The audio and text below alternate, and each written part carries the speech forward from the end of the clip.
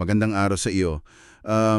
Naisip mo na ba, paano kung yung pagkakakilala sa iyo bilang kriminal, hindi pala dahil sa malinaw na pagkakakita sa iyo mismo, kundi dahil, sa mga sabi-sabi, o kaya sa isang proseso na parang nagtanim na ng ideya sa isip ng testigo. Gaano ba katibay ang ganitong testimonya para masabing guilty ka talaga? Yan ang puso ng kasong susuriin natin ngayon. Tatalakayin natin ang isang mahalagang desisyon ng Korte Suprema tungkol ito sa kasong robbery kung saan yung pagkakakilanlan, yun talaga ang naging sentro ng usapin. Ang misyon natin, intindihin yung mga detalye, yung mga kritikal na punto, at ano ba yung naging basehan ng Korte sa pinapili nilang hatol. Siyempre, galing mismo sa mga dokumento ng kaso. Okay, simulan na natin. Ito yung kaso ng Mark Anthony Pagtakan at Flores versus People of the Philippines. Ang GRMA ay 257702 at ang petsa Pebrero 7, 2024. Yung mga pangyayari, bale ganito, August 27, 2017, mga bandang alas 4 ng umaga sa Pasay City. May isang lalaki, si Kent Brian Flores. Siya yung pribadong nagrereklamo. Tinutukan daw ng baril, tapos kinuha yung bag niya. Laman nun, mga damit, clipboard, sapatos, payong, tapos cash na 7,480 pesos. Oo. At ayon sa record, pagkatapos ng insidente, nagtanong-tanong daw itong si Flores sa lugar. Tapos may nagsabi raw na, baka si Mark Anthony Pagtakwan yung gumawa, base raw sa description na binigay ni Flores sa pulis. Pero alam mo, eto yung crucial Walang record nung description na yon bago pa niya nalaman yung pangalan ni Pagtakwan. So may nagsabi lang sa kanya ng pangalan? Parang ganun nga. Tapos nalaman pa ni Flores na itong si Pagtakhan inaaresto pala. Pero hindi para sa robbery ibang kaso, RA 9165 daw. So halos isang buwan, imagine isang buwan pagkatapos ng robbery, tsaka lang pumunta si Flores sa police station. At doon itinuro niya si Pagtakwan na nakakulong na bilang yung nagnakaw sa kanya. Okay. So, dumaan sa Regional Trial Court, yung RTC. At dito, yung testimonya lang ni Flores, yun lang talaga yung ebidensya ng prosekusyon. Si Pagtakan naman, ang depensa niya, alibi. Sabi niya, natutulog lang daw siya sa bahay nila, kasama pamilya niya nung oras na yon. Hindi niya raw kilala si Flores bago siya tinuro dun sa presinto. Kinonfirma naman ito ng common law partner niya. Pero, hinatulan pa rin ng RTC si Pagtahan. Guilty. Mas pinaniwalaan ng korte yung tinatawag nilang positive identification ni Flores. Yung alibi, binaliwala lang. Nung umakyat sa Court of Appeals sa CA, kinonfirma lang din nila yung desisyon ng RTC. Sabi ng CA, kapanipaniwala daw yung pagturo ni Flores. Parang okay na sana, di ba? Pero hindi pa tapos. Umabot hanggang Korte Suprema. At dito na talaga yung pinakatanong. Yung pagkakakilanan ba ni Flores kay Pagtahan, yung ginawa sa police station isang buwan ang nakalipas? Sapat ba yun? Mapagkakatiwalaan ba? Para masabing si Pagtahan nga, beyond reasonable doubt, ang gumawa ng krimen.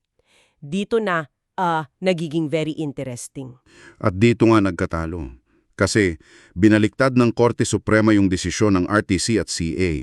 Inakwet si Pagtahan. Pinawalang sala.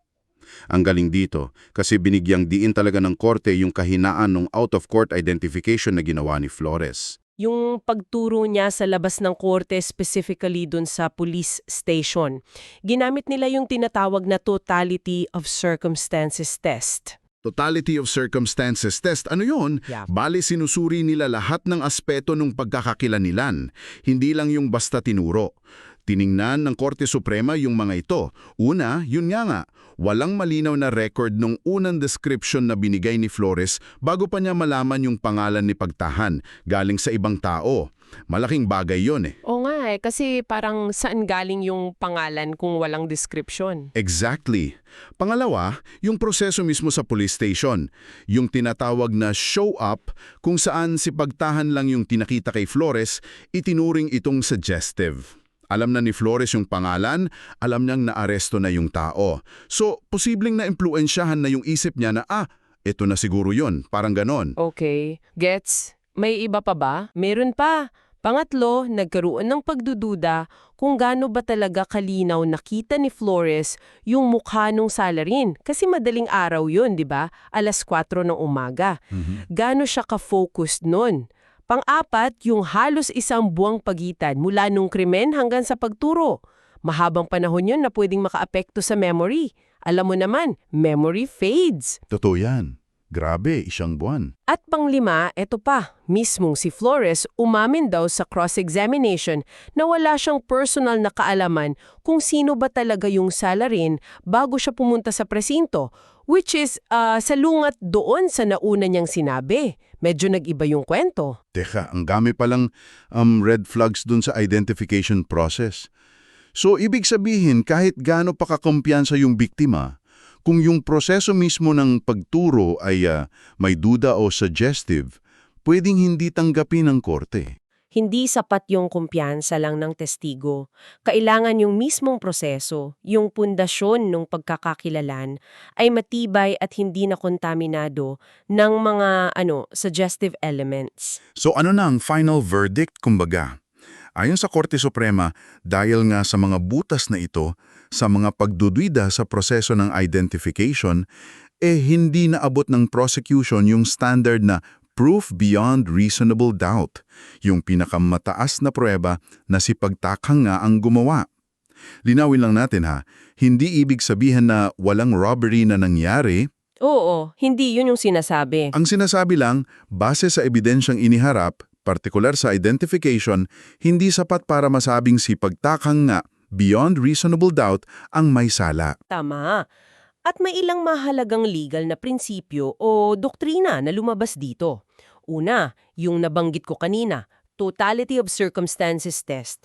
Sinusuri lahat ng pagkakataon yung makita yung salarin, gaano siya ka-atento, gaano ka-accurate yung unang description niya, kung meron man, yung level ng kumpiyansa niya, yung oras na lumipas, at kung suggestive ba yung proseso.